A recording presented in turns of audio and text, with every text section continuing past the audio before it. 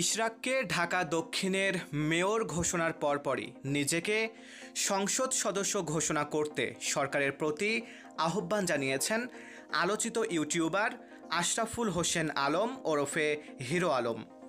একদিনের জন্য হলেও এমপি পদ চেয়েছেন তিনি। বৃহস্পতিবার ২৭ মার্চ নিজের ভেরিফাইড ফেসবুক পেজে দেওয়া পোস্টে তিনি এই দাবি জানান। হিরো আলম লিখেছেন, যেহেতু ইশরাককে ঢাকা দক্ষিণ সিটির মেয়র ঘোষণা করা হয়েছে, হিরো আলমকে ঢাকা ১৭, বগুড়া ৪ ও ৬ আসনের এমপি পদ ফিরিয়ে দেওয়া হোক। আমি তো অনেক নির্যাতিত হয়েছি। হিরো আলমের এই স্ট্যাটাসে নেটিজেনদের সমর্থন লক্ষ্য করা গেছে।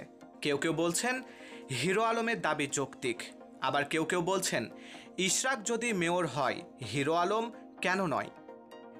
অপর পোস্টে হিরো আলম লিখেছেন, ইশরাক যদি মেয়র হয় তাহলে আমাকে একদিনের জন্য হলেও এমপি দিতে হবে।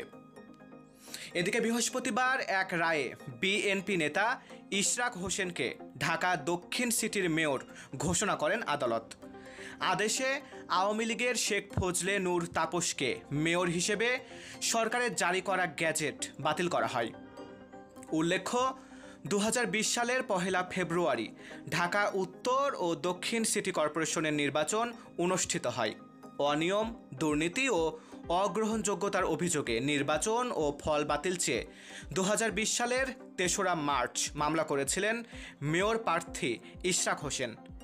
সে মামলার রায়ে বিএনপি নেতা ইশরাক হোসেনকে ঢাকা দক্ষিণ সিটির মেয়র ঘোষণা করেন আদালত। আর এতেই হিরো আলমও এমপি পদ ফেরত চেয়ে বসলেন। মারুফ হাসান বিশাল, বাংলার ১০।